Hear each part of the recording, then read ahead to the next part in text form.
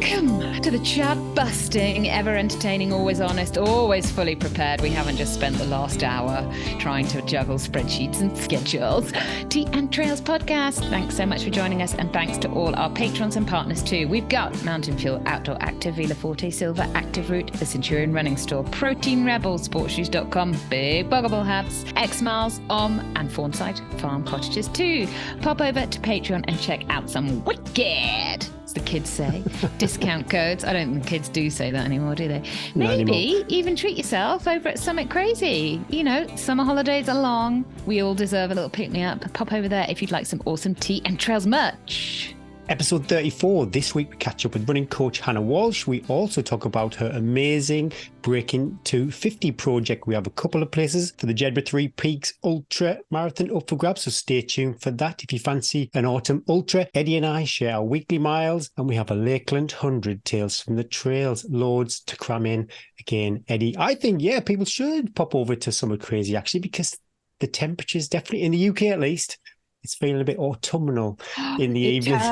It turns. I tell you what, I start noticing it that the smell turns, and the mornings here, they get a little bit, the old lightweight, not ready for dressing gown in the morning. Oh no, that can stay on the hook for a little bit longer. But definitely when I come down to let the dogs out and have my little morning cup of tea, I need a jumper on first thing in the morning. Yeah. It's high risk. It's high risk going out for a run in a t-shirt, and then later on the day, bit of a downpour. Got a bit of admin. Should we do the admin? Scrolling down. Oh yeah, Punk Panther. Yeah, super pleased to announce actually. I don't think you should call it admin. This is good stuff. This is good stuff. You're right. bad use of words. But yeah, Punk Panther have joined the organiser tier, so show them some love over at punkpanther.co.uk. Only one organiser tier space left now, so yeah, don't hesitate. If you're a race director or you somebody that organises events and you think maybe you could do the little bit of exposure, a little bit of light shining on it, check out the organiser tier. And maybe, someone who's in the southern part of the UK, all of our organisers, I'm super grateful to all of them, but they're all from in the north. So maybe someone from the south. That would be awesome. And what is great news and a real kind of milestone with the podcast, actually, we are really pleased to announce a new partnership with and they're going to be supporting the podcast for the foreseeable future, which is super exciting. The Festival looks ace. I saw loads of footage of that in the summer. The original mountain marathon, that looks super scary. And maybe there's a Teddington Trails team. We might only end up with one host after that, though. One of us gets lost in the mountains somewhere. And it won't be me. Let's just say it like that. I'm well up for a team, but my goodness me. There'd have to be some patience, Gary. Both of us would have to. Which way is this map? We need someone who can hold a map and a compass. I can run, I can carry bottles and all that, but a bit of navigation help would be great.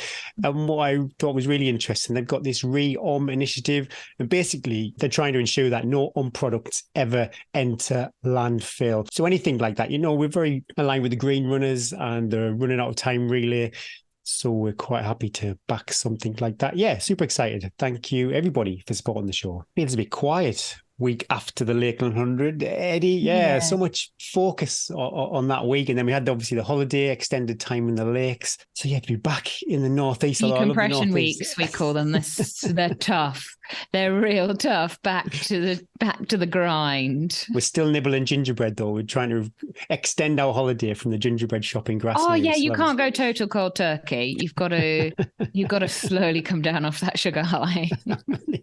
But you've been holiday too. Yeah, what have you been up to? Well, we say holiday. That's a big word to throw around. Yeah, we had a lovely week back in God's country, back in Scotland. Very Scottish weather. Fortunately, it was very Scottish weather here too. So we didn't miss out. Didn't feel jealous that we were missing out on beautiful, lovely alpine days. The rain seems to have hit everybody hard, but we had a super lovely time. Bryn had the week off too, which is rare. So we share the parenting load and just have some time all together as a family. We managed what we've now called the Pentagon.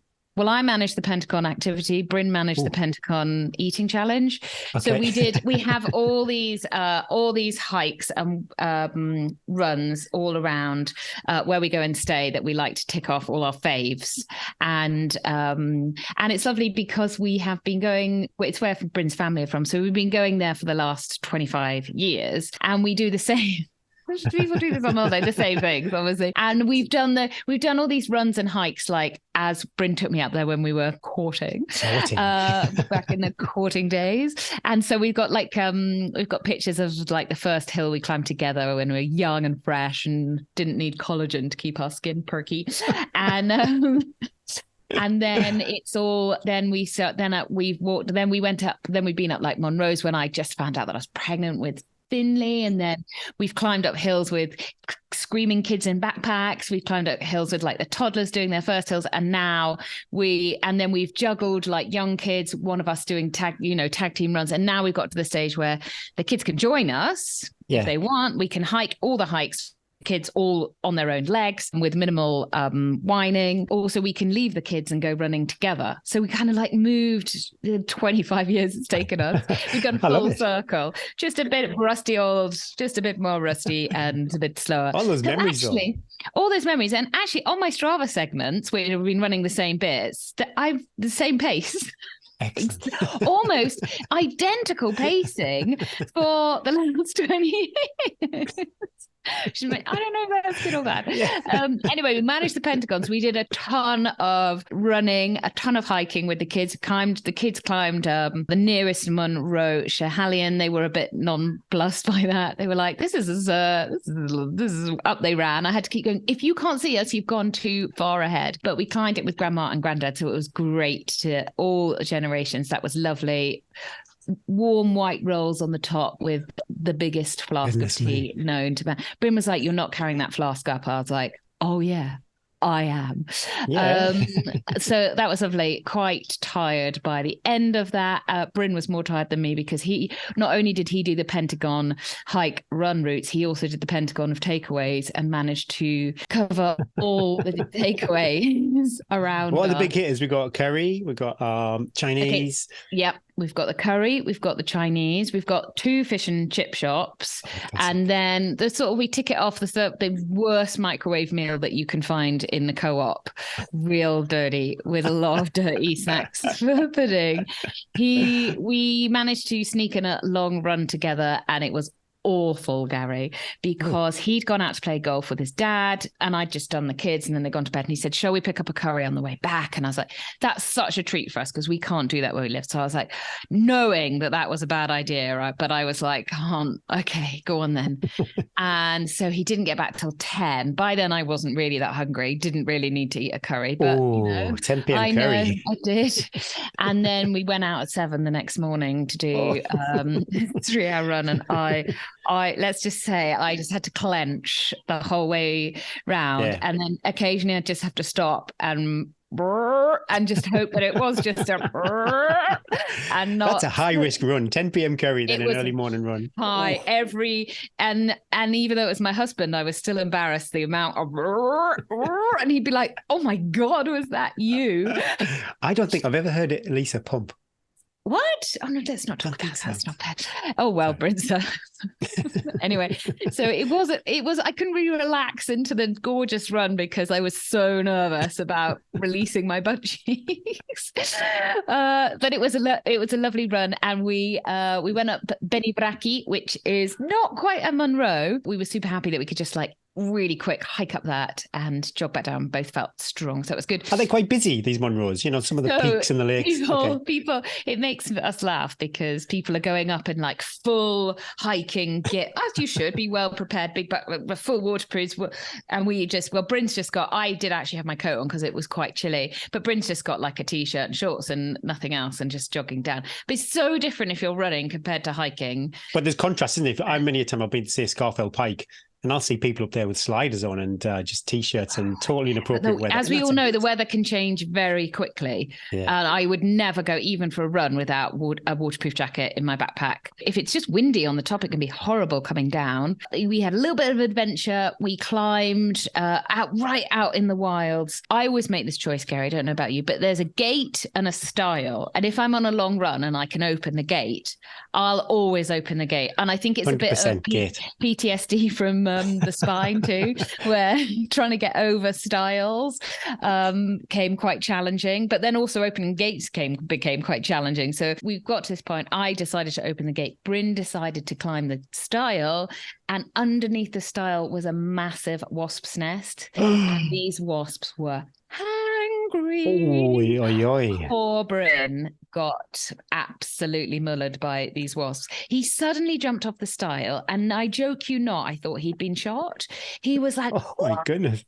And I was like, oh my God, this is it. It's a sniper, and we've been taken out. Why? I don't know. Night agent.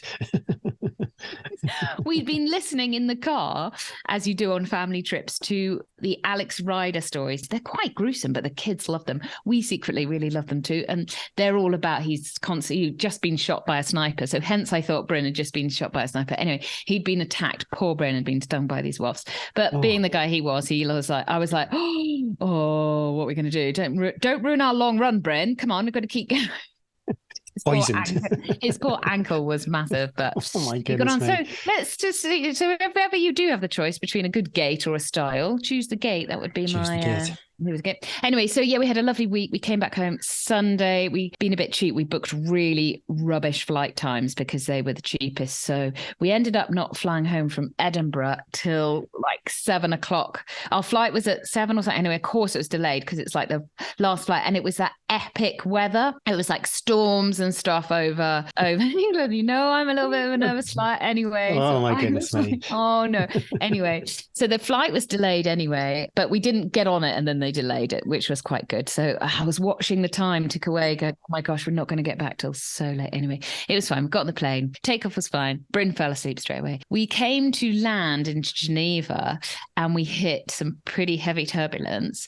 The air hostess was collecting the rubbish because the captain said, prepare the cabin for landing. She'd picked up a glass of wine from two people in front of me, and the plane went boof down in the clouds. She threw the wine all over me and fell over. And this set me off. The plane was going like up and down, up and down. And I had such a panic. And Bryn and I were sitting one side of the aisle, and the kids were sitting the other side. And I never want them to know that I don't really like flying, and I find heavy turbulence quite scary. And I was going...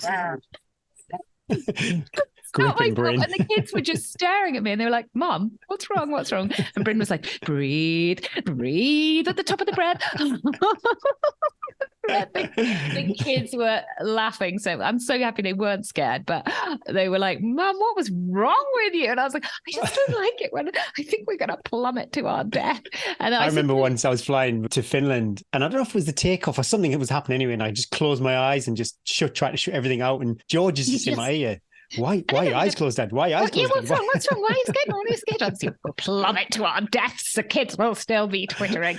Anyway, I said to Bryn, we came through, got down out of the clouds, and it was fine. I said, Bryn, it wasn't I wouldn't have been that scared. It was the air hostess that set me off, because she went flying because the plane suddenly dropped. And then and her face was like, oh, and I was like, I saw it, and I was like, oh my God, this is it. This is it. We're all going down. And all we have to show is empty Coke cans and 12 wrappers for us. When someone who flies every day is freaking out, I'd be pretty stressed out. It was just there. her look. Anyway, it was all fine. It was all a bit dramatic. So yeah, we got back. So Sunday then was a bit of a wipeout. Everybody was so tired, but I still had one more run to tick off. Went out absolutely horrendous rain. As I was running up the road, who should appear but Jason Cavill on his little mountain bike. Excellent. And he was out doing a slog around in the mud. And so he joined me, and I got every single Strava Crown Cup fastest 5K because he was biking. It was freezing. So he didn't really want to jog, and he was biking. So when we turned to come back home, he was just freewheeling down, and I was just pegging it next to him, trying to keep up. He did send me a message the next day saying, how are your quads today, Eddie? Because we did a 6-minute mile down home. Oh, wow. I can't remember the last time I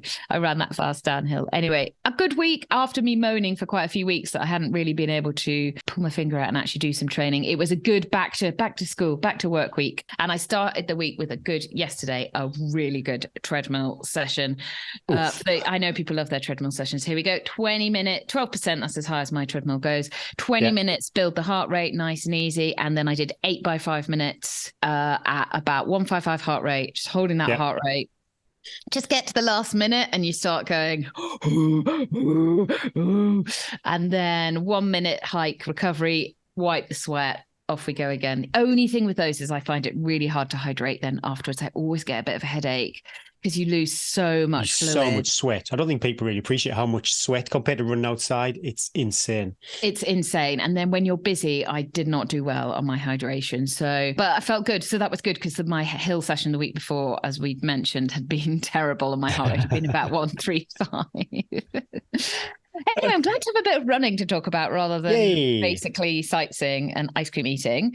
But so let's talk about you. Yeah, but I love that on the treadmill chat. You know, we've constantly talked about Zwift and cycling, and now the treadmill. It's really taken a bit of focus in our group. And it's great. It's such a good thing if you have got a busy schedule and you want to get a quick session in. So for me, I can still get my hills in, but I don't have to then as soon as I finish with the actual session, if I'm outside, I have to run back down, which is another 40 minutes, which for this one, I can do it just over an hour, and I can do it while the kids are hanging around shooting Nerf guns over my head. Or well, that's where I love it. It's those sessions we've talked about quite a few times where my hills just aren't big enough to constantly run uphill or run back down. I'd have this enormous recovery, while the treadmill, you can just nail it. But yeah, my week, I hit all the food groups actually. Every pastry. Oh, you did the Pentagon. Yeah, I had sweet pastries, savoury pastries, every type of Danish bake going over the week in the lakes. Thank goodness for stretchy trousers. You know, those like walking did you have pants. some hiking? Oh, my favourite. Bryn calls them my open reach trousers because he says I look like BT, and he's always saying, "Can you connect this line for me?" But they're so comfy. I've had to put mine away now, Gary, because they're not. I can't be one every day. I'll still be rocking mine for a few weeks. So it's set. But yeah, just coming off the Lake 100 on a high, and then having a nice week in the lakes with the family, where I'm not getting up at the crack of dawn, going for runs. I'm just happy with whatever we do. So loads of nice walks with Lisa, having an eye on the Lakeland 50 in a few years' time. Get her on the podcast. We did a few. We went to Pooley Bridge one day. We did a bit of the 50 course there. We walked to Troutbeck and back and stopped in the lovely post office tea rooms there. The post office never is awesome. Been in there. It's never been open when I've run past it, either on this is a super treat. Really good, for the lakes when everything seems expensive. This was a real little find to pop over to there. And the post office is awesome. We sent a postcard to Lisa's auntie in Finland. So the post office is above the tea room, but it looks just like a basketball or a netball court and a little table at the back. Really, really old school. There's no safety glass or anything like that. Yeah, really, really loved it. But yeah, just loads of lovely time with the family. Lots of beer, which is unusual for me to drink so much beer. I tried to recreate in the VIP tent. There's quite a funny story. In the VIP tent, we got this, I think it's called Fell Runner, this lager they gave us. And I couldn't remember what it was called. And I didn't want to be that dick that asked, oh yes, what was the beer in the VIP tent of the Lake? Well, you just said it on the podcast to thousands of people. Don't worry. I know, but somebody kindly did on my behalf. They did a bit of digging for me. So yeah, went to the little craft beer shop in Ambleside and stocked up on that. So I've been reliving that moment, reunited with Rex, a dog. If you ever feel a bit low. Who peed themselves the most? He just didn't know what to do, Rex, because he was having a walk as we went to the kennels and he saw our car and he just immediately recognised he's just gone ballistic. He was rolling over on his back, wagging his tail, barking, jumping up on us. Yeah, really great to have Rex back and because on the day we got back, Rex was still in the kennels. So we didn't have any cuddles with Rex that evening. Oh, that's the house when the dogs are still away. It's not right, is it? I really missed him. So it was nice to have some super duper cuddles with Rex. Heart rate variability. This was interesting, actually. It immediately went back in the green, which I think then that does prove I was just working myself up into a frenzy. But now it's gone back into the red, which is, I can feel a bit snivelly. So, Yeah, you sound a little bit Pat Butcher. Pat Butcher.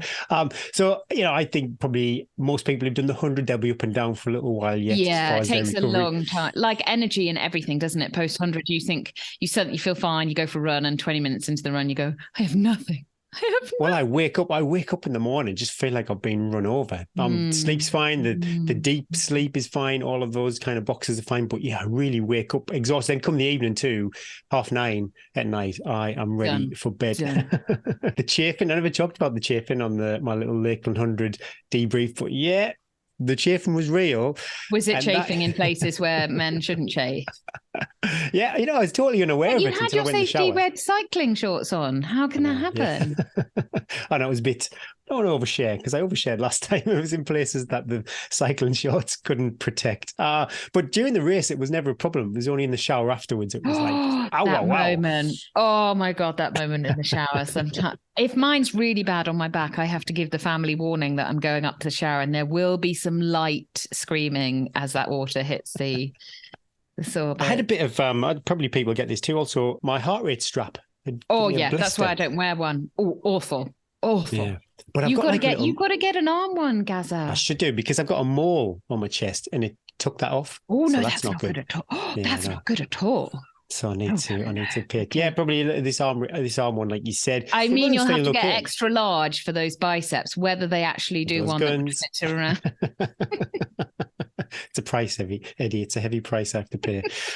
Running. I can do mine twice. Running's been okay. So I've just been out with Rex, just a few miles every day with Rex. Nothing. I only do it as one activity on Strava, but otherwise it'd be just cluttered with about 10 activities a day. But it's probably Finley gets Strava alerts for you for some reason. His phone goes ding ding ding ding. He's like, oh my God, Gary's out again. I'm like, please turn it off. I just save the activity for later, so it ends up being one run for the day. So it's lots of 1 mile here, 1 mile there. But yeah, every day body is feeling a bit better. I thought my left quads were a bit achy, but just normal wear and tear, nothing dramatic. I'm waiting for the grief for this next. Right, yeah. We've already discussed this off the podcast. In fact, I'm not going to. I'm going to let it flow and just let my silence be, because I often think that's more powerful. And silence on a podcast is awkward. Go on. Awkward. Go on, I just edit it out. I'll just edit all that silence out. But yeah, after Andy Berry, I've obviously heard about these meal replacement shakes. There's Huel, there's Feel, there's a bunch of them that circle around. But I think it's safe to say that Huel is probably the most popular one out there. So yeah, I've not tried any yet, but I've ordered some. We'll see how it goes taste-wise. Eddie's, you have to go to YouTube for Eddie's Facebook. I've tried Huel before. Someone gave me some. There's loads of different flavors though. It's not just one flavor. I've ordered vanilla, whatever that's. Whatever I think of an old person in a care home having because they've got no teeth left, and I've still got my teeth. So I want some fiber in my meal. I can see where they would fit in. I totally get it. As a supplement, I don't think as a meal replacement that really, if you can't prepare yourself a healthy lunch. Well, this is where I'm terrible. It's really funny because, running is not an issue for me. I'll be self-motivated to run and run. Cut 15 minutes off some of that terrible stuff you do down the Dean or whatever you're always doing, and make yourself a little bit of a healthy lunch. It's not happening. It never happens. You can do anything you want if you put your mind to it, Gareth. We've seen it. I know, but for some reason you don't want to. You don't want Well, yeah. Do it. Let's see what happens to you. As the studies have shown, let's see what happens to you and your teeth. Some heavy flatulence, I think that's what But I'm not going to replace, we did chat about it last night. I think there was some study that this guy or people, they literally replaced every meal with it, because I think that's quite unhealthy. I don't want to be... No, do it. I want you to do it for 6 weeks. No. I'm going to replace probably 1, maybe 2. And they're the meals probably that I'd have on my own, like my lunch. I always have that on my own. Breakfast. How sad though, don't you? I enjoy the process of like spreading the hummus on my... Yeah, no, I do love it. But what happens is, say, breakfast's a classic. I love that. I love jam on toast. But it just doesn't end with... I end up having like loads of jam on toast, and then I overeat. That's fine. That's fine. Don't start this. Bryn's behind me looking in horror at the fact that he's like, why would you not have egg and bacon? Why you don't have jam? Yeah, well, but I still would. But just yogurt. So much good stuff out there. There is. But for some reason, I am constantly making. You're always choices. looking. Yes, but you're also always looking for the. How can I get that marginal gains? Well, I don't want to think. I think a lot of it is I don't want to. I want to simplify things. So if I know that is X calories, it's got X, Y, Z in it. But ultimately, if it's not working for me, I don't like the taste of it, then I'm not going to do it. But I've got a little... I won't. I'll try it. It's a non-judgmental space. But it was good. A listener I think they had a refer a friend discount, so that's what made me jump. I saved a tenner. So yeah, thanks. Honestly, Thanks, guys, get Gary a discount for anything, and he'll be like, okay, yeah, I'll try that.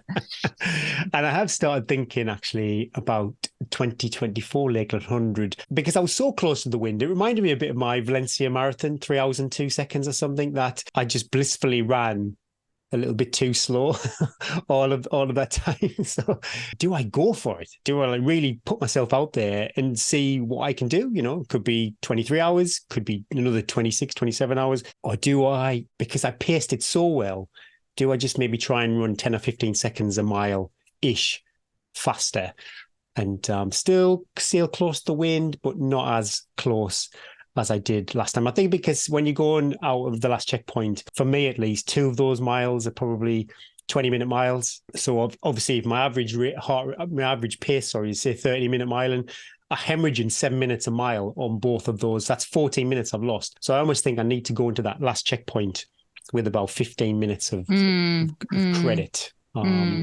So I'm just trying to think what we can, at least my wife said, you did so well, just try and pace it again, but pace it a bit faster. Don't rinse yourself and then you're doing the walk of shame. Yeah, there's always that danger, isn't it? Well, no big decisions. Ponder. No, and the good thing is, because it was so close, I don't have to do anything drastic. So that's quite nice. I think just a fuel meal replacement drink is all you need to do to that training, and you'll be there. Me and Andy Berry. With your fuel. So that is my week. Yeah. This week, we chat with Hannah Walsh, who focuses on coaching women into endurance events. She helps them find their confidence on the trails, realize their full potential, and show up at exciting start lines. Lots of it focused on multi-stage ultramarathons, leaving no stone unturned. It's really interesting to hear about Hannah's journey, both as a runner and a coach, and what she does now, her Breaking 250 project. It's really inspiring, and I think lots of people will be thinking, oh, maybe it might be something that they think, oh, yeah, I could do that. But also they might think, I've got a friend who would really benefit from being surrounded by a group of like-minded individuals. So here is our chat with Hannah. I hope you enjoy it.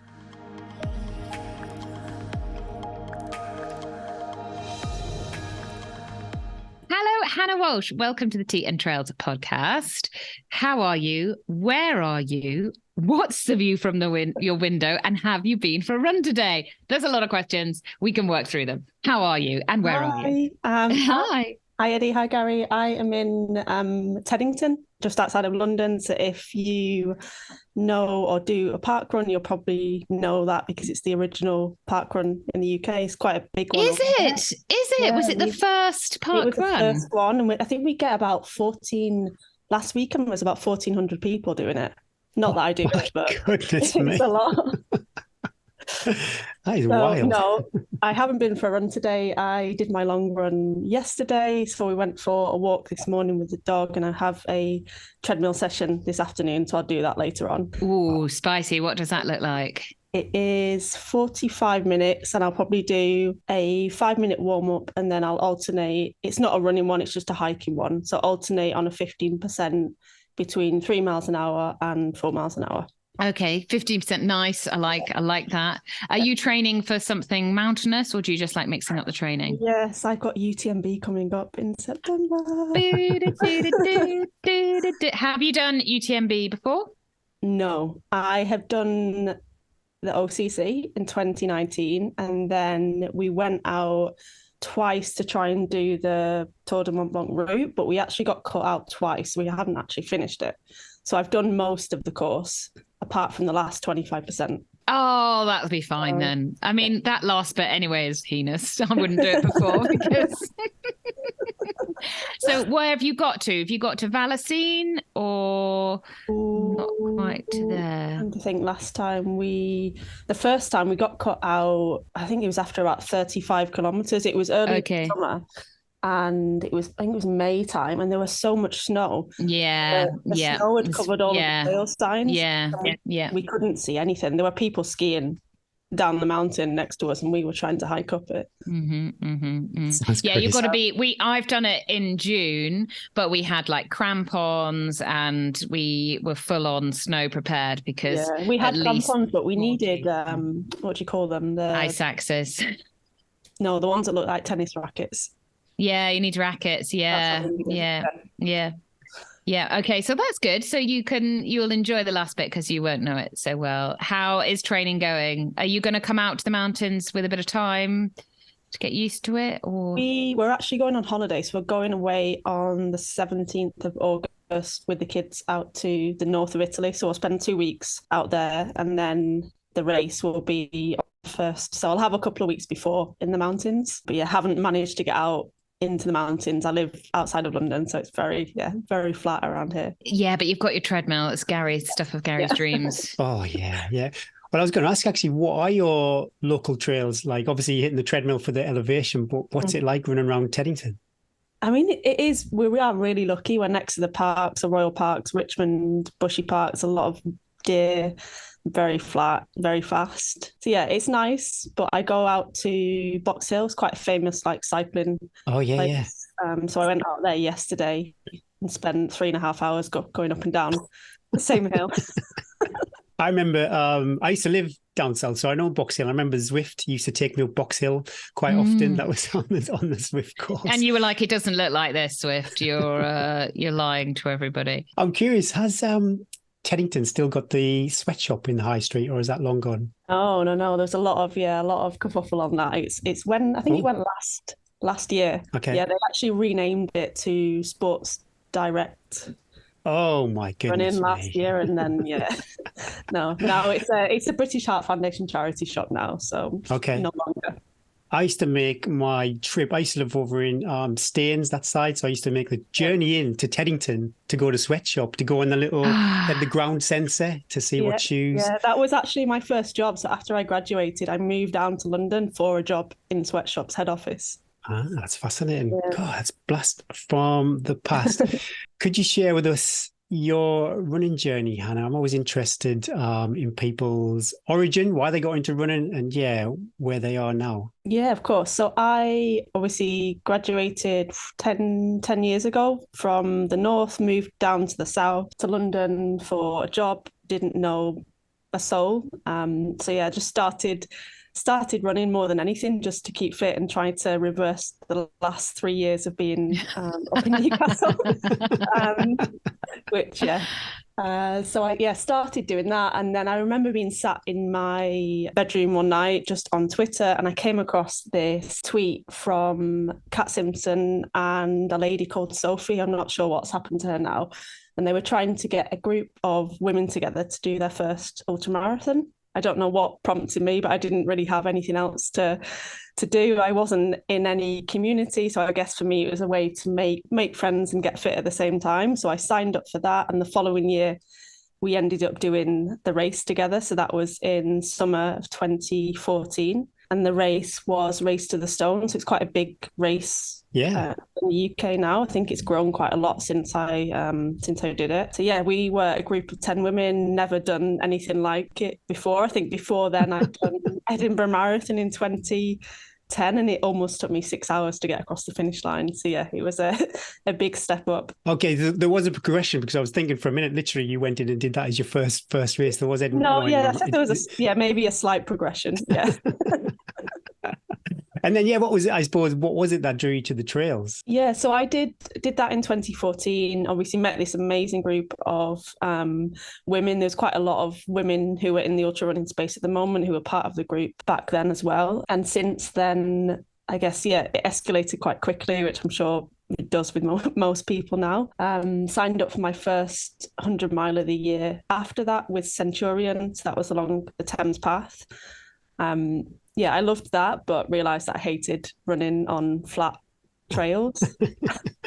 And then very quickly moved on to more mountainous, hilly ultramarathons. So then since then I've done, went over to Switzerland, went over to Italy to do some of those races. But just love being outside in the mountains, despite living in quite a flat part of the UK. It just seems a lot more sociable going longer, and definitely in the mountains. If you do look up, I think the recce's sometimes are better. I don't know if you'd agree, Eddie. The recce's are nicer sometimes than Recce's are natural. always better. Always better. Because there's also always the opportunity for a cafe in a recce stop, or a tea flask, or just generally breathing. Or if you do the Lakeland recce's, they have aid stations as well. That's true. And why go along? You could say Lakeland 100 is a good example. You could do the 50, but why would you opt for the 100? Yeah, so for me, I think a big part of it is just, I guess, pushing your limits. And a lot of the work that I do with the women at the moment in the coaching, obviously some of it is about the community and supporting each other, but also just, I guess, carrying each other through and just discovering what's possible. I think more than anything, you finish a 50 kilometre and then you realise that you're capable of that, and then it's sort of what's next. You finished a 100 kilometre, then it's, yes, I can achieve this. Let's see what's next. And just about exploring what's possible. And have you seen a shift with that, actually? The people that come to you for coaching a few years ago as opposed to now, do you see people's ambitions are maybe bigger? So they're more likely to be entering 100 milers as opposed to, I don't know, maybe say 2020. Yeah, I guess with the more accessibility of races as well, as there's more and more races, there's more and more options. Whereas like 10 years ago, like Centurion was really the one of the only big companies offering ultra races, whereas now, because there's so much more on offer, there's more temptation, isn't there? Yeah, no, I think more than anything. I mean, I've only started doing the coaching, so this is my third year in business. So I guess I started in the pandemic, so I haven't seen like pre-pandemic. But I'd say more than anything, the thing that I notice is because there are so many events, it's difficult to get caught up in sort of the temptation of signing up for races every other weekend and then realizing that, I don't know, you get 80 kilometers into this race that you just signed up for on a whim and finding it difficult to push through that final 20k. So I think more than anything, I just see more and more people are signing up for more and more, not unnecessary races, but I guess thinking less about which ones strategically they could be doing and just how to do it as possible. I do some coaching through Centurion still, and we've got a WhatsApp on our group message saying to all the coaches, I know you guys are quality, because when people come to coaching, everyone starts pulling out of Centurion, withdrawing from all the races they've entered. And he's like, it's not good for Centurion business, but it shows that you're doing your jobs right, because people come going, I've entered this and I've entered this and I've entered this and I've entered this. And I'm like, whoa there, sugar plum. Let's just dial it down. As much as like as a coach, it would be much easier for us to go, do them all, because we just do taper, recover. But we wouldn't be doing our jobs properly if we allowed people to feast on everything. We just sort of briefly talked a little bit about your running and then gone on to coaching. How did so you've done your 100k, you've gone into ultra running, and then quite quickly you've realized you've got a role as a coach. You obviously think you've obviously been really inspired yourself by ultra running, and you want to sort of give back to other people, especially encourage other women to get into ultra running, which I love. How did that sort of come about? What's your pathway into coaching look like? So I guess after I did my 100k, then I quickly sort of signed up for longer distances. At the time, I remember for the 100 mile, I had a friend who was also doing the long distances, and he'd agreed to help, I guess, not coach me, but kind of give me some kind of advice on what to do. Yeah. So that was really helpful. And then after that, when I moved over to the mountains, I think the first couple of races, I tried to sort of figure things out on my own. And then I think it was the year that I got a place in the OCC. I remember I was living up in the Lake District, and I thought I should probably start to take things a bit more seriously. I should try and find a coach. I found somebody who quite had a good reputation up there. He was a really good runner. I knew quite a lot of people who had used him. So I worked with him for the OCC. And it probably wasn't really the experience that I was looking for. I was sort of a mid, and still am kind of a mid pack runner. And it felt very much like they weren't really invested, because I was never firstly, I was a female. He coached a lot of males. And also I was never somebody who would be in the top 10 or on the podium of these races. So it was almost like I was kind of pushed to the side a little bit. And that's so sad. And it was really disappointing. Because I remember on Training Peaks, I mean, the extent of the support that I would get would be kind of like a thumbs up emoji on my training sessions. It was never any more than that.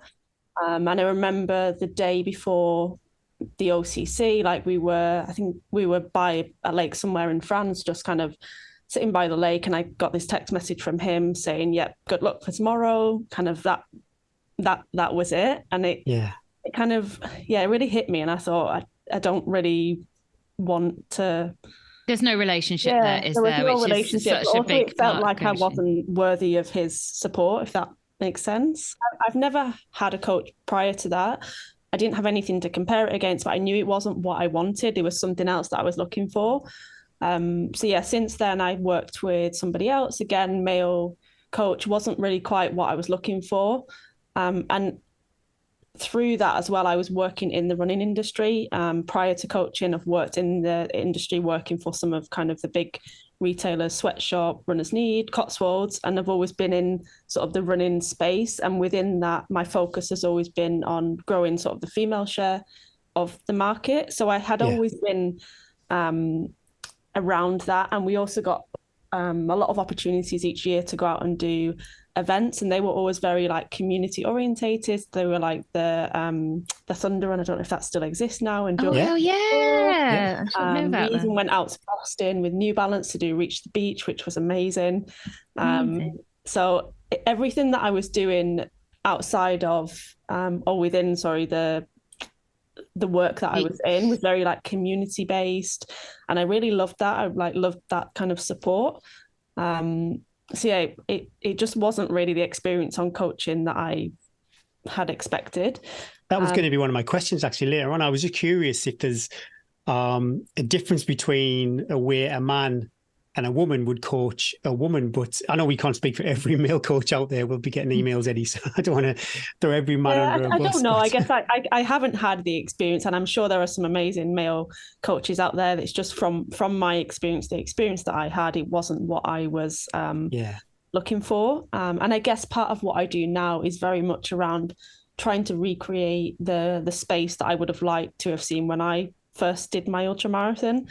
I remember training for that 10 years ago, and I made every mistake in the rule book. I remember, I think it was in the spring, trying to build up my running mileage, and I kept getting injured, and I ended up going to the physio, and the physio was setting up a CrossFit box, and I'd never done any strength training. I'd never set foot in a gym, and he persuaded me to come and do a bit of strength training alongside my running. So I reluctantly went.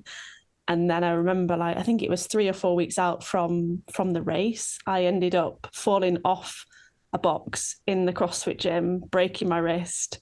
And so having to stand on the start line of this ultramarathon that I'd never done before with a cast on. And it was a hot and sweaty day. It was just, not what I would have pictured. No. So long story short, fast forward to now, I've found a coach that I feel a lot more comfortable with. She is very much supported, and whether that is because she is female or whether that's just because I've sort of taken the time to really kind of understand what it is that I am searching for, and have found somebody that can deliver those needs. Yeah, amazing. And I think, like whatever, male or female, you're not going to fit the type of everybody, because it's not writing the actual coaching plan is the easy bit, writing the running sessions.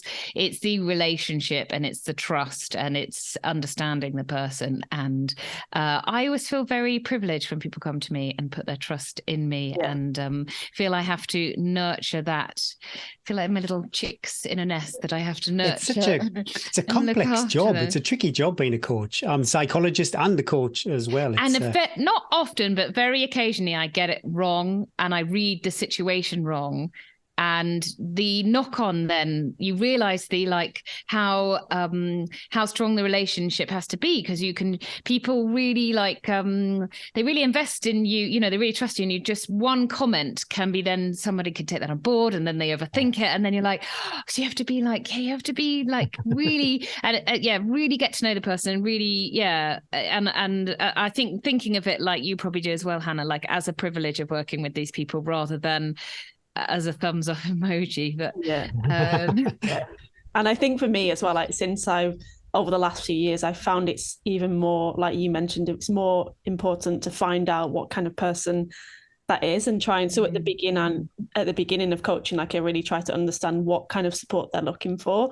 Like, is it somebody that wants more of I don't know, like a drill sergeant major, and a bit more hand holding, or do they want a coach who just wants to give them a little bit of space? Like, I think that's also important. Because it's hard when you're a coach, isn't it? Because sometimes you're like, well, you give me more because I feel I can give you more, but actually some people they don't want that. They don't want it. They just want to know that you're there, you're overseeing, and if you need to interrupt their flow or something, some people just like to know that there's a pair of eyes over there training, don't they, and learning that. So let's talk a little bit specifically about sort of what you've noticed about helping women achieve goals and things. What sort of things, I don't want to talk about barriers, but maybe we do need to use that word, kind of like encouraging women. What do you sort of see as like what some of the main barriers of either women getting into ultra running, or once they're into ultra running, challenges that they might face? Yeah, so I'd say, I mean, probably the two biggest ones that I come across personally within the work that I do is firstly the cutoff times. That's definitely a big one with women. And I know more race directors are working to address that. There are still a few event series in the UK that are not very generous. And I have had female athletes who still participate in those. I mean, I had a lady, I think it was a couple of years ago now, and she'd signed up to do, I think it was actually a marathon trail event. And it was quite a tight cutoff. And she'd got an email from the organisers, I think it was the week before the race. And they'd actually lengthened the course of the race and shortened the cutoff time. And I mean, she was already stressed going into this race. So that was just even more stress on her. Are there any races that have separate women and men's cutoff times? Not that I know of. I know there is an event next year in the UK that is a women's ultra event, a women's only ultra event. But I mean, I haven't come across that. I don't know if you've... No, but I was just thinking about it going, well, like at Wimbledon, women are still only allowed to play 3 sets and the men play 5 sets. And so the cross country races, the women's are shorter. We're still seen as the less strong sex, aren't we? So surely then the cutoffs should be reflective of the time that it's going to take the person.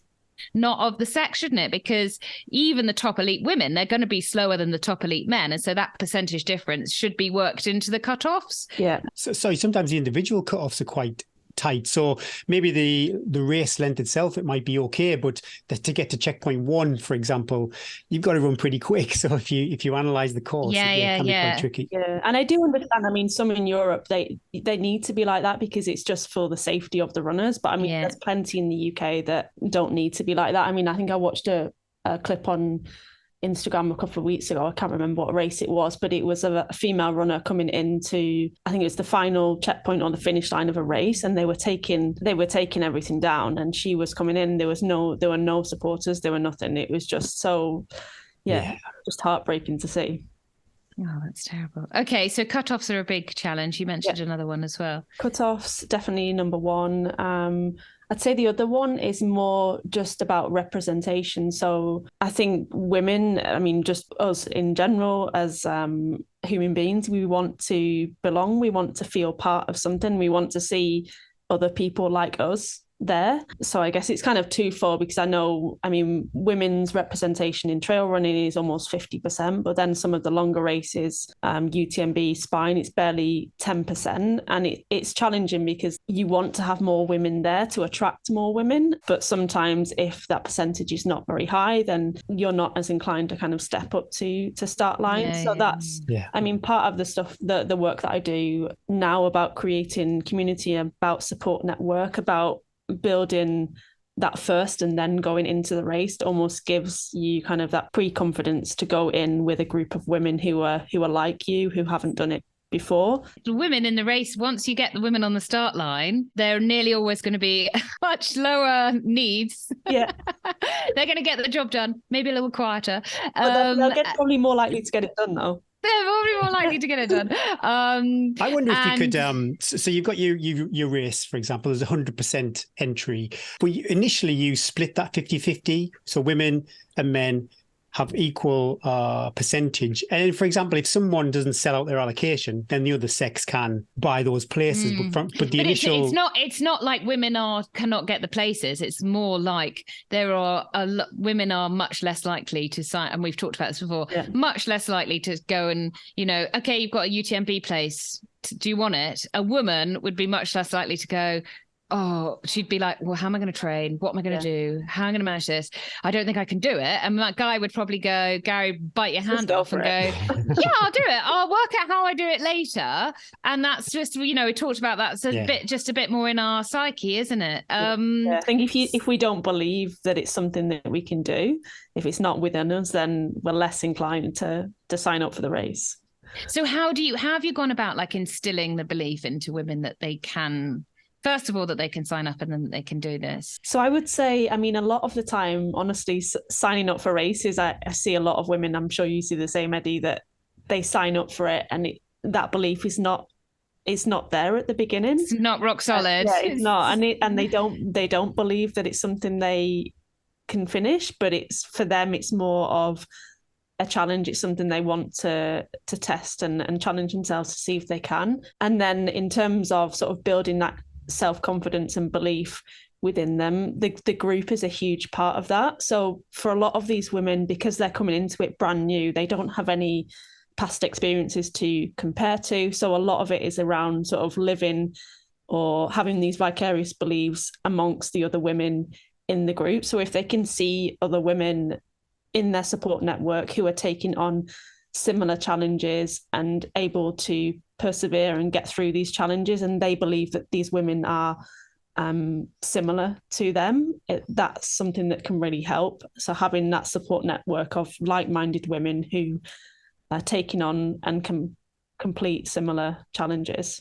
So how do you go about creating this group? What's the sort of format that you've worked on? So the group that I have at the moment, the Breaking 250 group, so it's quite a small group. This year we have 10 women. Last year I think we had 9 in the group. So it's an annual group run in partnership with an event series called Racing the Planet and the 4 Desert Ultramarathon events. So it's for a specific multi-stage ultramarathon. It runs for 12 months, so it's quite a long, for a lot of people that is quite a long commitment. Yeah. But for many of the women coming into the group, they have never done anything like this before. It's completely new. I'd say about 50% have probably never even done a marathon before. How do they hear about it? Where do you sort of recruit these soldiers?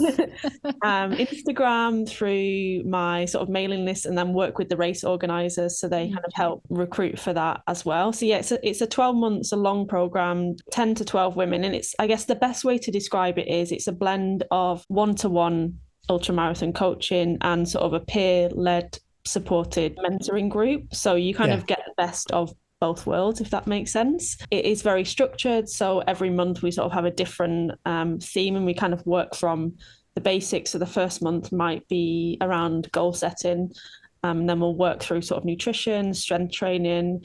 And within the year as well, I'll bring in 4 to 5 different experts who will cover various topics. So I think you had, Rini on, he was on your podcast a few weeks ago. He's coming in next year, which is super exciting. Joy, yeah. Very lucky. Super good. Looking forward to that. Rini's changed a lot of people's worlds with peanut M&Ms and boiled sweets. But I found it really difficult. Each year this is the 4th year that I'm running the program, and I've been on the lookout for sort of a dietitian, someone who can cover that. And I've had people in, they just haven't been the right fit, but I'm excited. Excited. She's so the right fit, isn't she? Because she's in it. Yeah. She's in it, and she knows. And she knows what it's like. No, if you don't know what it's like when your stomach goes at mile 30 when you've still got 70 to go, and you've not been there. It's hard to be empathetic, is that the right word, towards like finding. So she's had to find the strategies herself, and then she's applied the science, which is what I love. Is the science is there. So also, like when I was racing at the weekend and I was like, salt tablets, the minute my tummy went, Exactly. I was like, Rini said it's because of the electrolyte balance. And so I sort of trusted the process as well, which is a big thing about the coaching too, isn't it? If you trust what you're doing, even though maybe it didn't make the peanut M&M. Yeah, I mean, that's 90% of it, isn't it? Isn't it? Is it just like, is this bold sweet going to turn my race around? But if I believe it does, who knows? Yeah, sorry. So how then the peer support network, is that like through WhatsApp, or how does that work? I was curious what the community looks like, because to me a WhatsApp group with a load of women is terrifying. I mean, it's like those are the ones I'm like, oh no.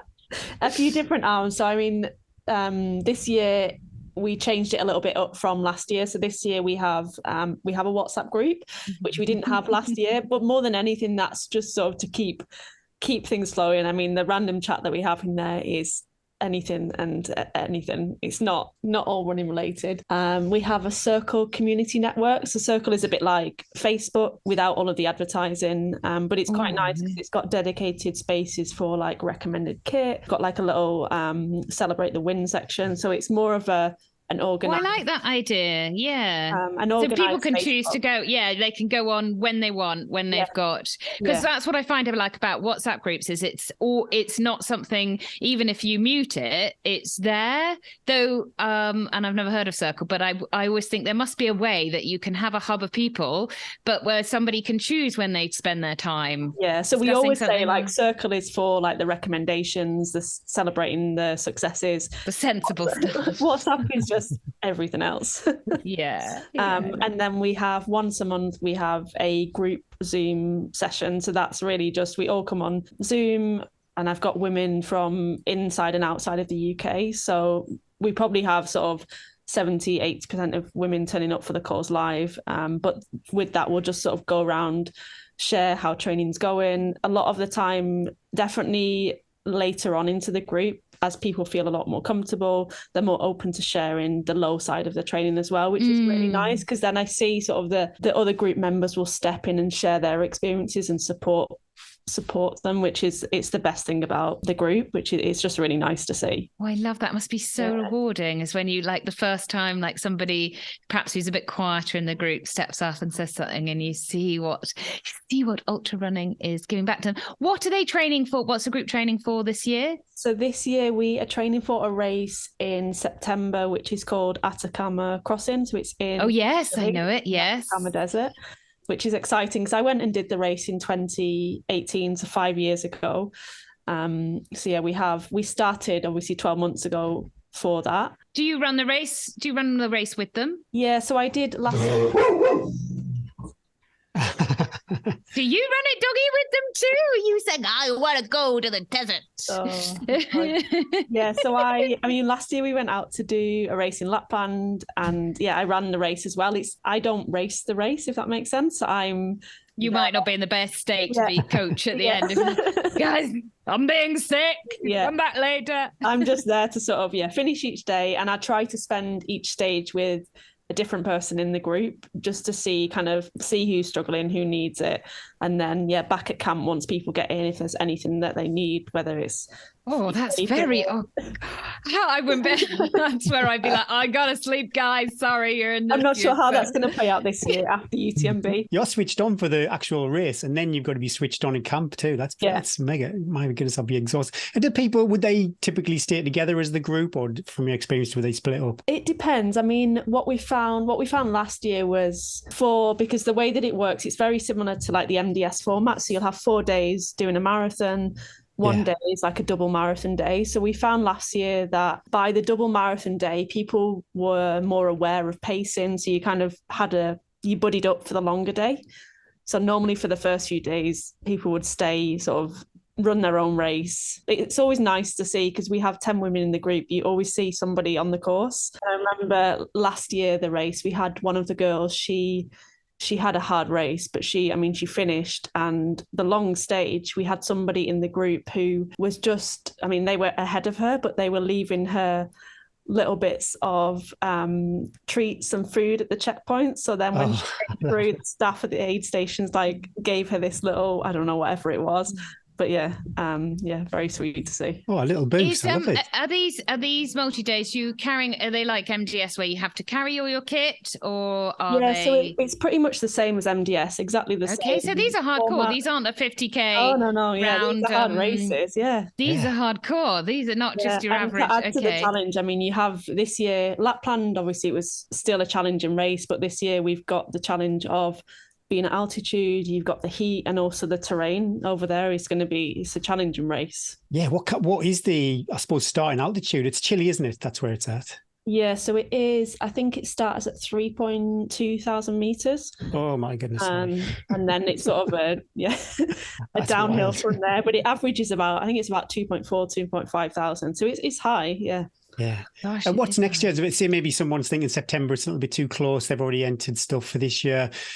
Possibly thinking about 2024. Have you thought about that far ahead yet? Yeah, so next year, the event series I work with, they do four different events every year in the driest, the coldest, the windiest and the hottest deserts in the world. And then they have a wildcard race, which switches up location each year. So last year we did that in Finland, in Lapland. Next year we are doing one of their sort of standard 4 desert races, which is in the Gobi Desert in Mongolia. So that'll be in June. So yeah, very challenging race, but I haven't never done that one. And everybody always says, if you're going to do one for the first one, that's the one to do. It's the easiest of the hardest. So we'll see. That sounds amazing. Absolutely amazing. Has that group started already? Or no, not so yet? we're actually waiting for the current one to finish up with the race in September. So as soon as that has finished, we'll start the new group in October. So I think you'll have a shower, hopefully. We'll shower, freshen up, unpack your UTMB bag and then your desert bag. Shake it off. Yeah. So has the group been chosen for that yet? No. So we have, we've got 10 women in the group this year. Unfortunately, 2 of those are injured. So they've had to pull out. They're still part of sort of the community, but they've had to pull out and they've postponed to the race next year. So they'll join us next year. But in terms of recruitment, no. So the plan is sort of over the next few months is start to recruit those. Is it a selection process? Do you get a lot of entries, or is it there's no sort of prerequisites for coming on board. Some of the women in the group have done half marathons, have a lot more sort of hike training. Not everybody in the group runs. I'd say sort of 40 to 50% plan to hike the course. So it is very welcoming and very accessible. I love that, because from the outside looking, you think, I winced when you said chilly in the elevation, but then, if it is welcoming and accessible too. That's good. And the race organisers are amazing. There are cut-offs, but as long as you're moving forward, they're not going to pull you out of the race. It's not like the camels are behind you in MDS. They're trying to chase you. It's not like that. Imagine the stress. Am I right in thinking, I might have got this wrong, but is there a film being made about this that's going to be released? I put the group together last year, and coincidentally, I connected with a lady who I was actually already coaching separately, but she was a film director and she'd always been interested in these races. And she says, I've not got the balls to go and ever enter one of these, but I'll come out and film you. I'd love to make a film about it. So she came out with us last year in Lapland. So she spent the whole week with us. She wasn't camping. She went back and had a hotel shower each night. She knows what to give. She knows. The film is not out. I think it's planned to be out later this year or early next year. She only just got an editor at the start of this year. So we are waiting for that. But we did persuade her to come and do the race this year. So she's in. I was just going to ask that. I was like, surely if she's seen it for a week, she's gone, I want a piece of that. I bet there's some really great stories that thread through when you get a group of people competing in these challenges. And then, do you keep in contact then? Do they go on, and what sort of things? So I'd say probably like 20 to 30% will continue with us and come on to next year. So we do have a few this year who were part of the group last year as well. or they'll go on to do sort of other things within the ultra running space. Yeah. What do you think that it gives women that can go through this process, do something that they think they can't do and then do it? What do you sort of see? How does your finished product come out the other side? I think for me, more than anything, it's just, you just see this confidence, like this fire inside them at the end that they didn't have that at the beginning. And also watching them, I mean, the level of support that they give to each and every one of the women through the process and also at the race. Like last year we had a lady who, I'm sure she won't mind me mentioning, but she was part of the group last year. She was the eldest in the group. She was 60, I think 67. And she came out to do this race. And for her, the goal was just to get through the first day.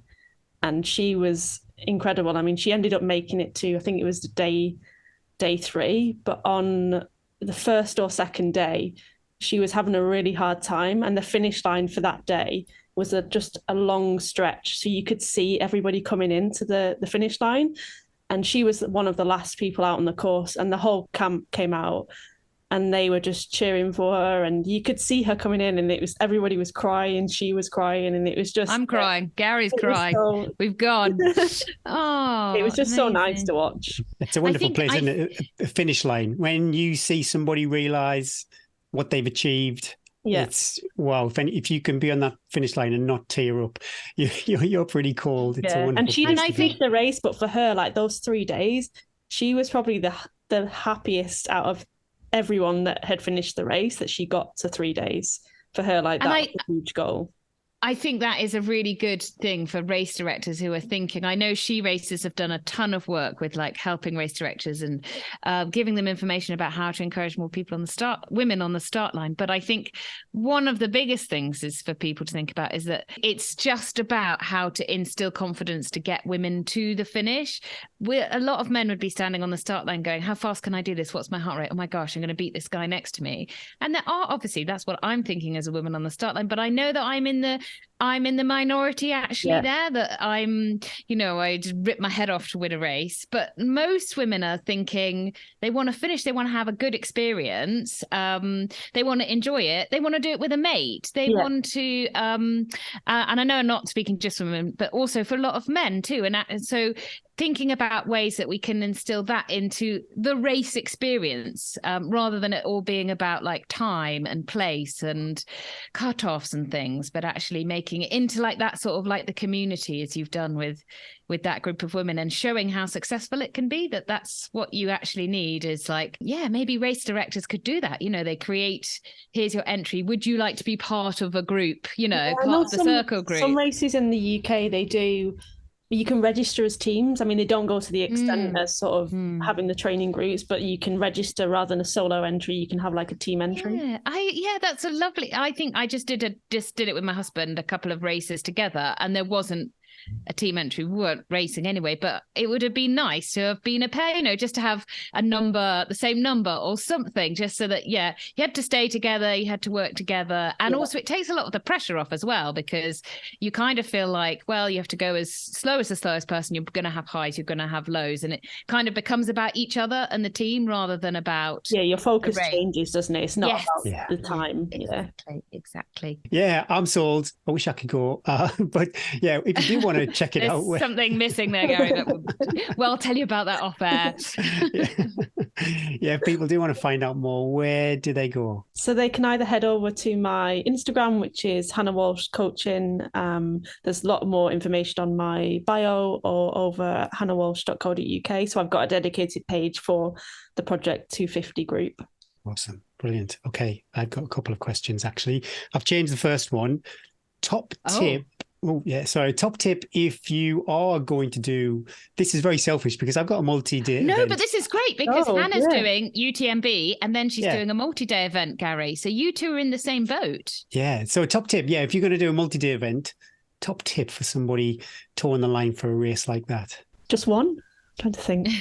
As many as you want. You're the coach. I would say...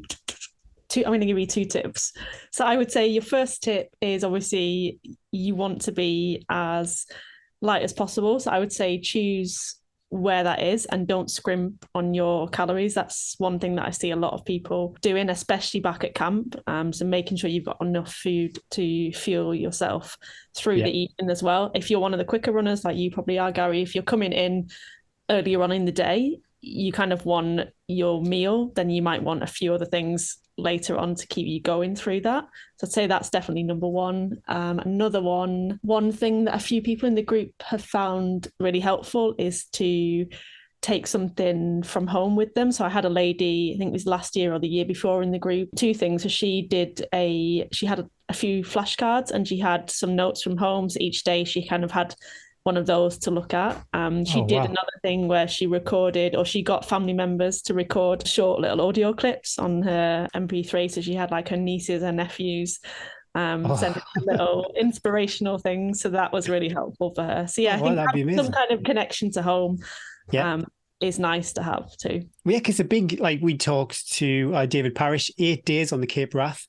That's a lot of time to be away from your friends and family. So that's a great tip. Especially if that's part of your life as well. Asking for a friend, top tip for somebody who's recovering from a big race like we both got coming up. Going into another one or just recovering? Oh, just recovering, yeah. No, I think you should talk about how you're going to go into the other one, because Hannah's got to do the same, because she's got to do UTMB and then a month later be ready to hit the desert.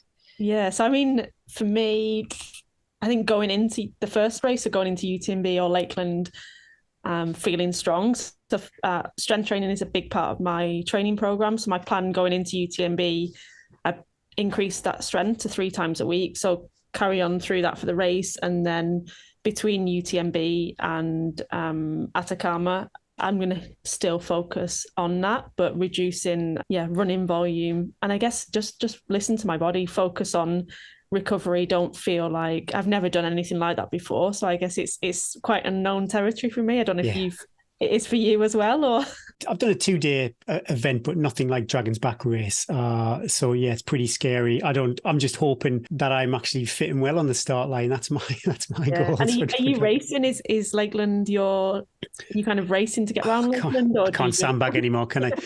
I'd like to have a good performance and a good day. Well, what that means, I'm not too sure. And Dragon's Back race is just an experience. That's what I'm saying about Dragon's Back race. We'll see day 2, day 3 how I'm feeling, but that's how I'm kind of playing my cards at the moment. So yeah, experience Dragon's Back. I'd like to do well at Lakeland 100. And it sounds, Gary, like you're doing it all, you're going into Lakeland 100, super fit, super strong, and you've hit the strength training hard as well. So you've got that to go back to once you finish, 3 days a week like Hannah. And if it doesn't work out for you, you can tell Hannah and she can mix it up. I mean, I had a DNF back in 2021 at Lakeland, so we won't talk about that. I'm sure we all learn from these. Yeah. It's got a super high DNF rate, actually, isn't it, Lakeland 100? It's tough. Have you been in the briefing they do at the beginning of the race? It's quite a good one. Yeah, it's great. He holds the room well, Mark Brathwaite. He does a good brief. I love it. Yeah, get goosebumps. Well, thanks for your time today, Hannah. But before you go, we've got 5 quick questions for you. First one is, Eddie and I are going to turn up on your door wanting some dinner.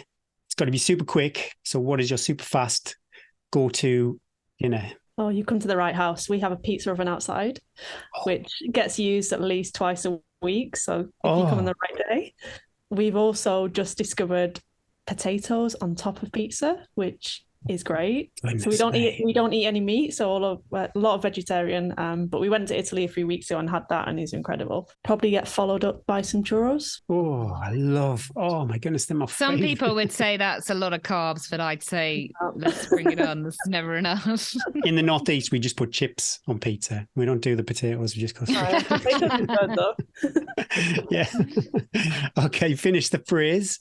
The way to my heart is.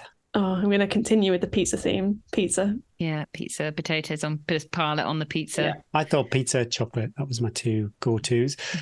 Okay, would you rather go back in time or travel to the future? Oof. I think I'd like to go back in time. Probably spend more time learning more about sort of family. I think as you get older, you miss out on some of that. So yeah, going back in time, seeing where everyone was at different stages of family would be nice. I do think back as a kid when my mum and dad would take me to my grandma's and I used to hate it. And I think, yeah, if I could go back and be a bit more present in those days, but I don't. It's just the way it is. It is. Yeah. Are you? You just turned up at your Jet2 holiday at your hotel, all-inclusive Oh hotel. no, I hope you haven't gone to It's a new Greece. question. Do you cannonball into the pool or do you dip your toe in first? Oh, I'm not sure I can cannonball, but I wouldn't be a toe dipper. Yeah, somewhere in between. A pencil dive. A pencil, yeah. When I went for a swim this morning, I had to use a ladder because my legs were so stiff I couldn't even bend them to sit down. I went to sit down. I was like, nope, I think I'm going to need to go with the old grannies down the ladder. I'd probably slip over and hurt my back or something if I tried a cannonball. It would be a disaster. Last question. Every week, we ask our guests to choose their Instagram story music. What's it going to be, Hannah? I think I'm going to go for a classic, a bit of Journey, Don't Stop Believing. I don't know if that's been used, but that is one of I'm the going to go for it. top 5 songs of all time. Journey. We should have that every week, Eddie. Can we have the Glee version or the actual Oh, we original? can go for Glee, yeah. I love the Glee. whoa. Don't stop believing. We're going to be racing to do this Instagram story. Gary's Anyone taken use that? I haven't heard it, but I don't think... No? No, because maybe. Does it ring a bell, Gary? Someone will tell us. One of our super fans will say, because they pull me up because often I put the wrong music on or I can't remember, so I just choose my own, and then Gary gets the rage, so he beats me to it now because he's like, if I want a job done, I'll do it properly. I'll do it myself. Got to get up at 5 a.m. to do the story. Hannah, thank you so much for coming on the podcast. What an amazing... People go look up Hannah, see the work that she does, a shining light in ultra running, encouraging people to get into ultra running, encouraging women to get into ultra running. Best of luck with UTMB. I will mark you as one of my favorites. I hope to be at the Triant aid station. Ooh. So get your butt round to Triant and I will give you a Percy Pig if there's any left over from our... Yes, I will be there. I hope you have a great day and you deserve a great day. And then, let us know how the recovery goes in between before you head out to the desert as well. A busy few months ahead of you. That pizza oven's going to need to be fired up. Our listeners too, they can go over to YouTube. I did see a Hawker video with you, the star of the video, Hannah. It was great. And it's funny, I watched that and then about 3 minutes later, I got an email from you saying, he's a Hawker video. So go over to YouTube and check that out. It was great. Great. Thanks, guys. Bye. Thank you. Take care. Bye.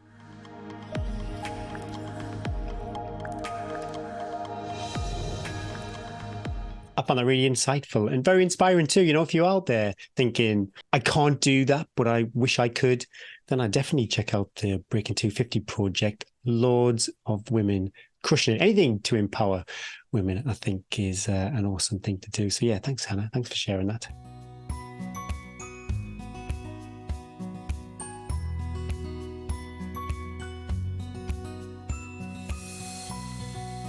It's always my favourite section of the show, Eddie. Tales from the Trails. I love looking at Strava. And Sarah Norman. Sarah Norman again, 133.8 miles over on Strava. And 39 hours, 9 minutes and 56 seconds of exercise time too. Keith Wigley, he's doing a TDS, lots of TDS recce. So that's super exciting. 35,000 feet of vert over there. That is pretty big. Yeah, well done, everyone. Some 133 miles. Well, again, Sarah's Strava's locked down, so I can't see what she's up to. But awesome running. About 1,300 people now over in our Strava group. Loads of people crushing it over there. Yeah, really great to see. You're not putting in a 40-hour week. Why are you turning up? That's my question. I know. Yeah, days of getting on the leaderboard, even like doing the Lakeland 100. Not a sniff, Gary. Not a sniff on there. Dragon's Back. Dragon's Back's your one chance for a late upload on Sunday night. Yeah, but I bet you loads of our listeners are doing Dragon's Backs too. So be, but you'll be right at the back, so you'll take the longest. So you'll get oi, oi, oi, Eddie. Oi, oi, oi. I'm still smarting with the Andy comment. You're in the middle, 2 champs either side. I was going to edit that out. It's too late now. I remembered it and I will remember it for a long time. Forever. Oh, moving on. We have got some results. Yes, I'm going to read these. Panther results, Sixdales Trail Race and Ultramarathon results. Half Marathon Hannah Peak, 20 miles Rebecca Owen, 32 miles Emily Newton, 50 miles joint Kate Walton and Rebecca Bancroft. And for the men, Half Marathon Oleg Inactive, 20 miles Ben Shacklock, 32 miles Stephen Kirk, 50 miles Martin Thompson. I would like to know a little bit more about those courses and whether they're all running at the same time, different routes. I love a different route, but I don't like the arrows if I'm doing the longer one and it goes finish this way, extra loop that way. Durham Dales, they do a bit where just as you pretty much just need the beginning, but it's like the 16 milers carry on and the 32 milers take a left. It's like, oh my goodness. Because initially I want to go left. But initially you think everybody's in a race and you're kind of hoping some people, if you're doing the longer one, you're hoping people carry on doing the 16 mile. But when they take a left and they're all part of the big race, you think, oh my goodness, got a race on my hands. Howdy, partners. We've got a really good tale from the trail. So I thought I'd share the saga that very nearly ended up costing me my Lakeland 100 race at about mile 87. After a roller coaster ride of highs and lows, I found myself in the unenviable position of chasing the cutoff to Kentmere and made it with just enough time to grab a smoothie and exit with a bowl of pasta that I was eating with my fingers, as I didn't have time to locate my trusty spoon. Spork, but she's put sport. So I was just covering that up, Gary. You pointed out. God. From Kentmere to Ambleside, he's judgy today, isn't he, team? From Kentmere to Ambleside, it's 7.3 miles, and the cutoff allowed for 2 hours 45 minutes. So I needed to average a 20-minute mile pace, which doesn't sound too bad, except you have to get up Garburn Pass with 80 miles in your legs. From the Kentmere side, Garburn, is steep and very rocky and blocky, and with all the rain, it was also like a stream in places too. Nothing for it but to power up as best I could, and with the pasta, which you've managed to get in your mouth with your fingers, well done, superpower kicking in, I actually started to feel the best I had in hours. You never say that because you just know what's going to happen. This is Netflix all over again. About halfway, this is where the music changes. About halfway up, my head torch picked up a lady standing in the dark. Stop it. And I thought I was hallucinating. But no, she was real, but was trying to deal with a head torch that had died. I agreed to stand and let her use my light to change the batteries, only to realize she'd bought the wrong size. Nightmare. Without a torch, you literally couldn't see anything. I said, okay, come on, share my light. We need to get to Ambleside. So I set off with my power hike. And she shouted after a few moments, no, you're too fast. You need to slow down. Oh no, my heart sank. I couldn't slow down. We didn't have time and had already wasted precious time faffing with the batteries. I said, you'll have to use your phone torches. I need to go.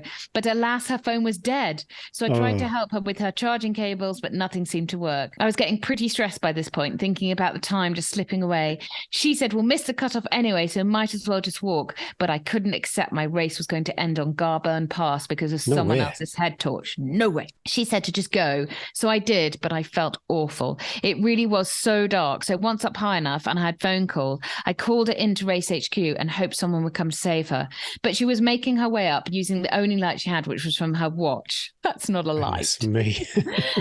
But I felt I'd done all I could, so I had to push on. I somehow found the reserves to dig in and then ignored the searing pain in my feet as I ran down the length of Garburn Pass to Trapbeck, and then cursed the steep, steep road many times that leads up to the village, and then the turn off for Skelgill Woods. I was trying to do the maths to see if I was safe, but all I knew was that it would be very tight. I had to keep telling myself that if I stopped running, that would be the reason I turned out. So I kept going, but I was in agony, caps lock agony. As I got to the wooded section, I jokingly thought, oh, wouldn't it be ironic if my head torch went now? Oh, yeah, and then it's really dark through those woods, isn't it? And literally, as I got to the darkest bit, it flashed and went out. I couldn't believe it. No time to get into my dry bag to get out the spare. I just had to press on and had to use my phone torch to get down what is quite a tricky section of downhill, wet rock and tree roots. I was so relieved just to make it to the tarmac outside Ambleside, but it was now 4 a.m. and cut-off time. I resolved I still wouldn't give up, and I'd run and see if I could get there close enough that they might let me carry on, given I'd stopped to help someone and the phone call would have logged at HQ. I arrived at 4:09 and had to plead my case, but was eventually let through on the basis that I'd helped someone as I somehow looked fresh and was still running. There was no extra time at Chapel Styles though, which meant I had 1 hour 45 to cover 5.6 miles. Crikey. It was game on. I knew this meant I had to walk up to the top of the Loughrig path and then run everything else. Fortunately, it was coming light, so I was able to just about see without my head torch, which I still hadn't got out of my bag. Hallucinating, fighting off the urge to sleep while I was running and just putting one foot in front of the other, I made it as far as Eltwater when I promptly fell asleep on my feet. I still don't know if I imagined it, but a man told me I had 30 minutes to do 2.7k and I needed to run. Who knows if he was actually there? Oh, I've got goosebumps. But I got moving again and kept running all the way to the campsite where I could see the marquee. Why was it so far away? 8 minutes to go. Surely I could do it. My friend Nikki Knappett, the checkpoint manager, ran out to meet me and we jogged it together and I arrived with just 4 minutes spare. Phew. It felt like the finish line and I was so happy until the reality set in and there was still another 10 miles to go that turned out to be the absolute hardest of my life, and I feared I'd never actually leave the Langdale Valley as I kept falling asleep and still hallucinating all kinds of trippy things. However, pleased to report I did get it done and the buckle is mine. Without a doubt, the most hard-fought race I have ever done. 41 hours, 37 minutes. Massive well done to Gary on that first Vet 350. I have no idea how you run so fast over that ground. Oh, thanks, Angela. Wow, what a story. I think that second night. Oh my goodness me. And I know the bit when she was saying about coming in Ambleside, the wooded section with the roots. It's always slippery. And to do that, 4 a.m. sun might have been coming up, but yeah, super dark. You just can't really run fast because you don't want to go flat on your face. Oh, what a journey. 41 hours, 30. And the head, my goodness me, so the batteries too. I don't think I could have coped with that much drama. I don't think you'd have carried on, Gary. I don't think you have Angela's staying power, frankly. No way. No. Super well done. And I hope the lady that didn't have the head torch found herself down safely off the high ground. I missed Nikki, actually. I was looking forward to seeing Nikki at Chapel Style, but she was either having a rest or whatever she was doing. Anyway, I missed her at that checkpoint. That would have been nice to see Nikki, but it is excruciating. You'd think, even Ambleside, you start visualizing the finish. It's still a recce day away because whenever you run it, you run that don't you? You're like, that's a long run. It's still a long run. Anyway, that's depressing. I'm so chuffed for Angelo. She DNF'd last year. Hope she doesn't mind me sharing that. But then to come back again and to have such an epic day too. But to get that buckle and the t-shirt, yeah, amazing. Well done. Competition. We got 2 competitions, but this Innovate competition is just going on forever and ever and ever. But what is awesome, these are the Lakeland 100 winning shoes. So if anybody fancies a bit of Andy Berry's look, maybe try and win some of these Ultra G 280s. And all you need to do is pop over to our website, and on the competition, there's a competition tab at the top. Pop over to that, and then I think you just have to enter your email address into the Innovate landing page. And I think they're going to pick a winner at random 1st of September. Who would like to win a place in a 38-mile ultramarathon? Well, you're in luck. Super awesome team at Jedburgh Three Peaks are offering a free entry for you and a friend. Oh, you and a friend. I love that. Can we enter, Gary? Can we do it together? Can you imagine the whining and the squabbling that would go? I told you not. You've gone out so fast, and now I can't. And now I'm tired, and that would just be you.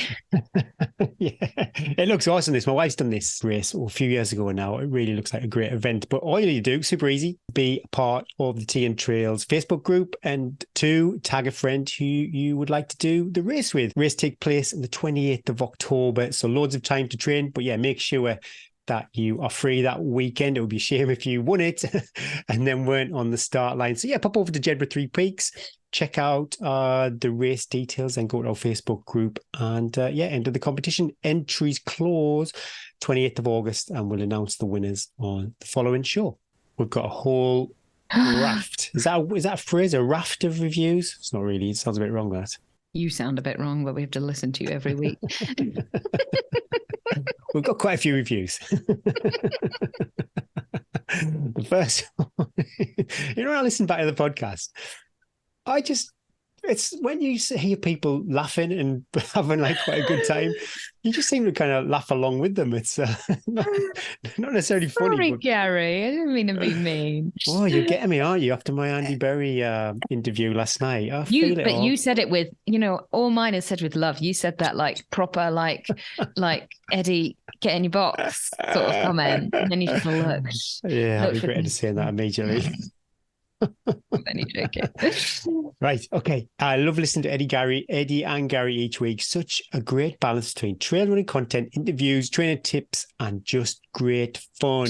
Great fun. Just a page. Thanks for that review. Such an entertaining and informative. That's really kind. I'm not sure it's super informative. Both Eddie and Gary are natural presenters, inspiring to listen to them, and their honesty and openness is so refreshing. Thanks, Pete6754. That is very generous, Pete. Natural. It's very generous to describe us as informative.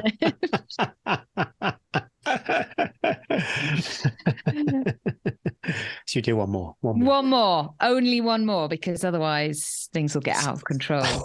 George of the Trails, amazing storytelling and insight into trail and ultra running. It's so lovely to hear presenters as enthusiastic about trail running as Eddie and Gary. Funny, listenable, and entertaining while informative. The balance of Brew with the Coaches, lead guest stories, and training information is knowledgeable and funny. There's a theme, There's a theme here, Gary. Our information about heavy treadmill sweating sessions is, if you're going to do a treadmill session, you think, oh yeah, Eddie and Gary said they really sweated. I better take a small light towel. Yeah. That's information.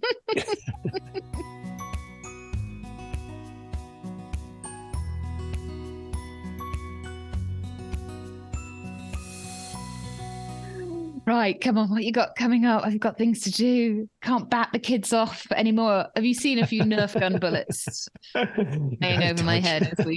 They're doing very well. They're doing very well. I've had a few notes passed to me going, cookies. My week's just a bit more running. Definitely not training. Well, just keeping out with the Rex. Short runs. George is pestering me to go to the gym, so maybe we reintroduce the gym on Friday. I'm not too sure if I'm going to go and lift some weights or just do an inclined hike on the treadmill. Not too sure. I do some movement, and I always like to prescribe to people getting back into your exercises, but taking the weight down, more reps, less weight. So back to a bit of squatting, but literally do if you've got like Swiss balls in the gym, you can put the Swiss ball against the wall and just do the action of squatting and just get everything back moving. Do you like sissy squats? You don't sissy squat? Sissy squats. Sissy squats. Sissy squat. Yeah, it's just it's probably the most underused machine in the gym. It's just like a little rack that you trap your feet into it and you just squat down. So even if you're going to sit down, and you can hold weight if you need to. Can you not do that without a machine? Google sissy squat though. I quite like it. George hates it. He really doesn't like it. I would do your movements, but with just a little bit of weight, more reps, less weight. I wouldn't do a hike. You're doing all that with Rex. Well, I'll see what George. I know, you see, listeners, he literally goes in one ear, out the other ear. It's my fourth child.